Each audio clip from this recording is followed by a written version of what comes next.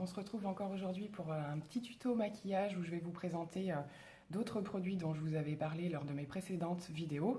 Donc voilà, il s'agit du fond de teint Kat Von D en particulier, et puis de deux petites palettes, une de chez Kiko, une de chez Yves Rocher, que je vous montre en action. Bon visionnage, à tout à l'heure. Voilà, alors j'ai appliqué ma base de teint. Je vais maintenant venir appliquer donc le fond de teint Kat Von D qui se présente comme ceci. Je vous mettrai les références des teintes et des tarifs en barre d'infos. Voilà, donc je vais venir l'appliquer au Beauty Blender. Il va falloir que j'en change d'ailleurs parce qu'il est, voilà, malgré avoir été lavé, il est plus très joli. Alors, comme ça fait pas mal de jours que je ne l'ai pas mis, je vais y aller tranquillement.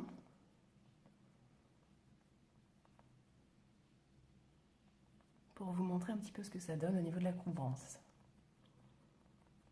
Donc on voit bien tout de suite que ça n'a rien à voir avec l'autre, le Too Faced.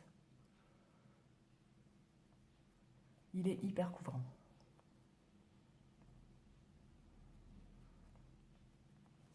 Alors c'est un fond de teint qui, comme il est très couvrant, il s'applique particulièrement bien au Beauty Blender, puisque l'éponge en boit une petite partie et qu'il reste juste ce qu'il faut pour l'application. Donc voilà, donc là j'ai un petit côté de fait. Et on va passer à l'autre où j'ai le plus d'imperfections à cacher. J'en avais mis un petit peu déjà, je vais venir en rajouter une deuxième pompe. Voilà.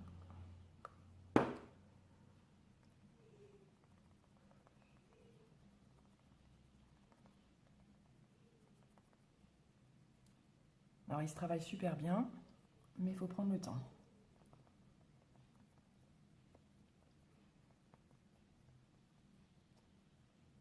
Je viens en mettre aussi sur les paupières, ça servira de base pour le fard tout à l'heure.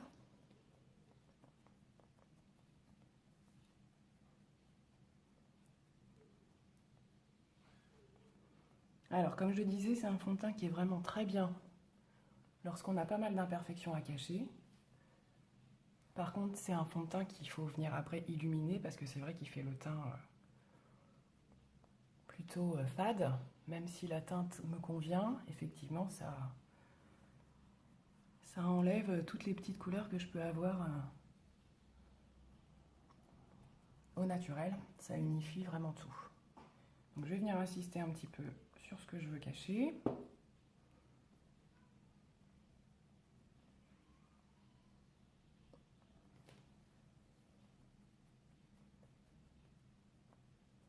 Voilà, je pense que j'en ai mis partout comme il faut. Donc voilà, c'est bien venu cacher la misère.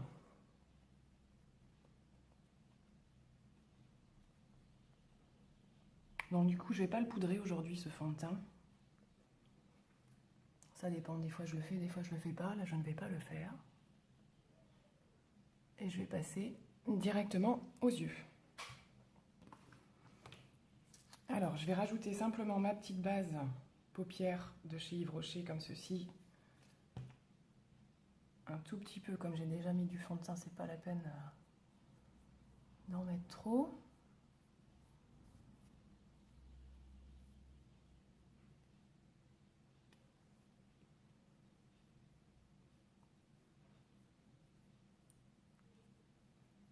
Voilà, on va passer à l'application des fards à paupières. Alors je vais travailler aujourd'hui avec deux petites palettes différentes. La première, c'est celle de chez Kiko dont je vous avais parlé lors de mon précédent passage chez Kiko, donc de la collection qu'il y a en ce moment, c'est la Green Me. Et là, c'est la palette 01 Natural. Voilà, donc elle se présente comme ceci. Donc il y a du fard mat et il y a du fard irisé. Et la deuxième, c'est une petite palette de chez Yves Rocher. Palette couleur végétale. Donc les teintes sont assez similaires, mais elle est un petit peu plus complète. Voilà, elle se présente comme ceci. Donc je vais venir appliquer en premier le fard neutre, celui-ci, hop, voilà, sur l'ensemble de la paupière. Pour finir de matifier le tout.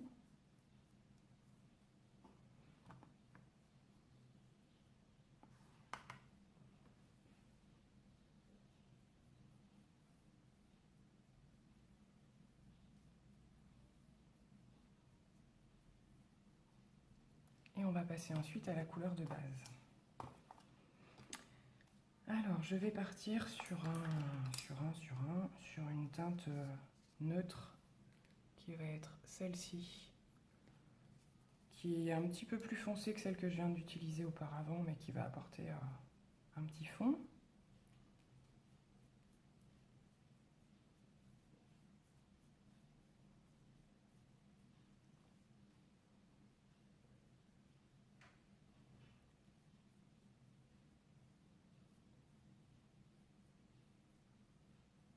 Voilà, et je vais venir ensuite faire mon creux de paupière.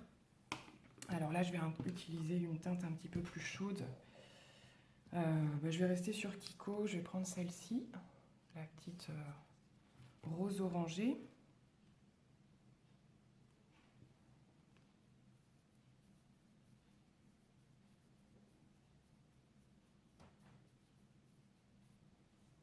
Pareil de l'autre côté.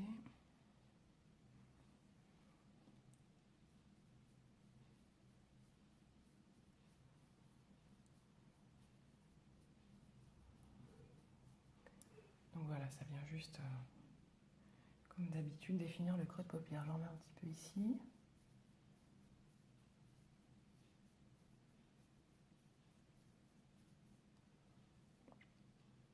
Alors elles sont sympas les petites palettes Pico, ça va bien, Kiko.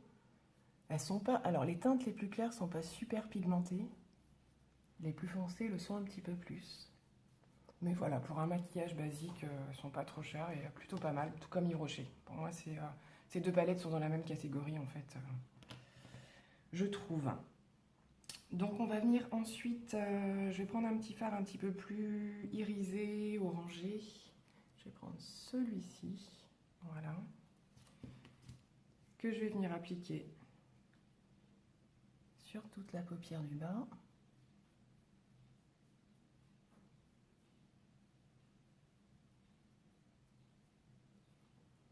Voilà. De l'autre côté.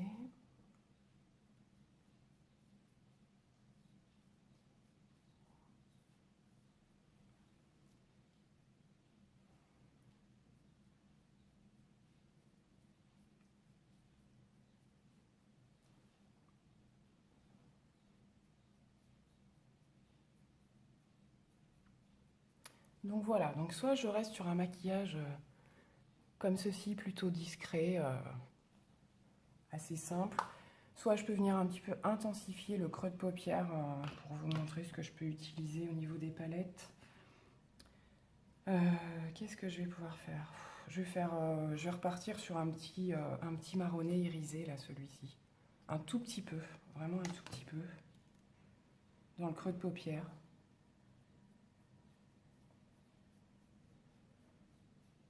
Comme ils ne sont pas hyper pigmentés, c'est assez facile à doser.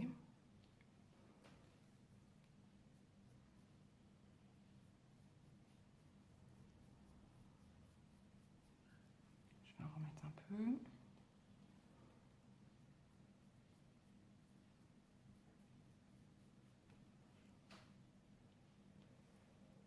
Voilà, pareil de l'autre côté.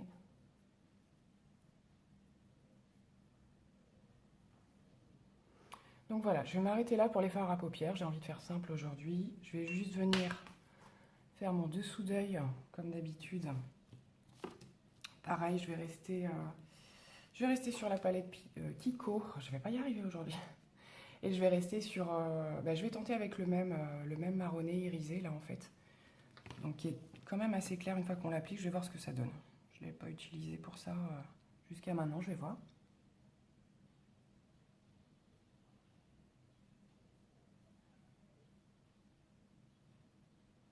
Voilà, ça vient juste un petit peu assombrir le dessous de l'œil. On va faire léger aujourd'hui, vu qu'on a chargé un peu au niveau du fond de teint. On va pas charger au niveau des yeux.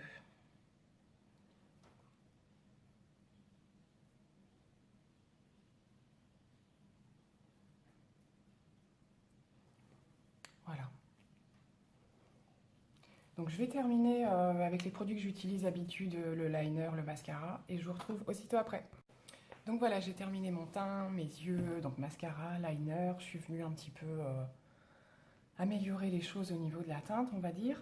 Excusez-moi. J'ai rajouté un petit peu d'anti-cerne aussi parce que je ne l'avais pas fait tout à l'heure. Donc cette fois-ci, je vais terminer, je vais mettre un petit peu d'highlighter aujourd'hui que j'ai sous cette forme de chez L'Oréal, donc qui est l'Accord Parfait Highlight, donc qui est en crème en fait, qu'on peut appliquer par petites touches pour donner un petit peu de lumière là où on veut. Donc je vais venir, il se présente voilà comme ceci. C'est un rose un petit peu nacré. J'en ai peut-être mis un petit peu beaucoup là. Je vais venir en mettre sur le haut de ma pommette en remontant, voilà, comme ceci.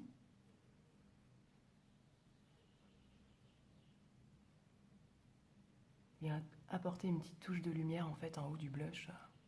Voilà, j'espère qu'on le voit pas trop mal. Donc je n'en mets pas systématiquement, mais aujourd'hui, comme j'ai mis un fond de teint assez couvrant, j'avais envie d'un petit peu de lumière. Donc on peut également en mettre sur le bout du nez éventuellement, en haut des lèvres. Ça apporte un petit côté bonne mine que l'on n'a pas. Et au niveau du menton. Voilà. Je ne sais pas si tout se voit très bien en caméra. Je pense que oui. On va terminer par le rouge à lèvres. Donc aujourd'hui, je vais partir sur un petit mélange. Je vais prendre mes rouges à lèvres de chez Sephora, les longues tenues. En fait, je vais prendre ces deux-là. Donc j'ai un premier qui est mat, un rose qui est la teinte 69. Donc c'est les longues tenues mat de chez Sephora. Et je vais venir y apporter un petit peu de teinte métallisée. Donc celle-ci, pareil, c'est les longues tenues sans transfert, mais en métal cette fois-ci. Et c'est la teinte 109.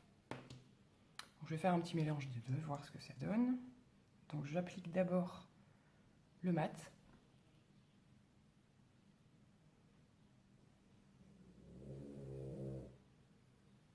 Donc c'est un rose clair.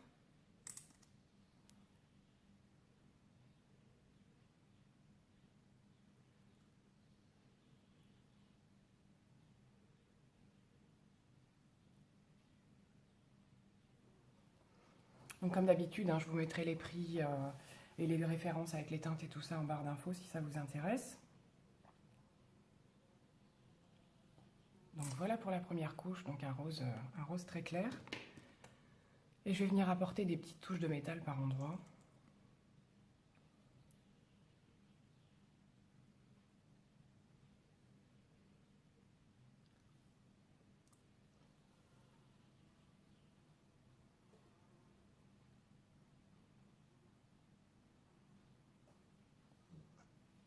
Voilà, ça lui apporte un petit côté moins mat, moins sec, bien que les Sephora soient pas secs du tout, ils sont super confortables. Donc voilà, petit maquillage de printemps, de journée ensoleillée. Donc voilà, j'espère que ça vous aura plu. Je voulais redire une dernière fois, parce que je l'écris à chaque fois, mais surtout n'oubliez pas de vous abonner à ma chaîne en cliquant sur le petit rectangle rouge, orange, suivant les ordis ou les téléphones ou quoi que ce soit, et de cliquer sur la petite cloche en fait qui permet de recevoir mes vidéos en notification sur votre téléphone portable. En fait, le jour où elles sortent, ça vous évite d'aller voir sur ma chaîne si j'ai sorti une nouvelle vidéo. Donc voilà, j'espère que ce petit tuto vous aura plu et je vous dis à très bientôt. Bye bye.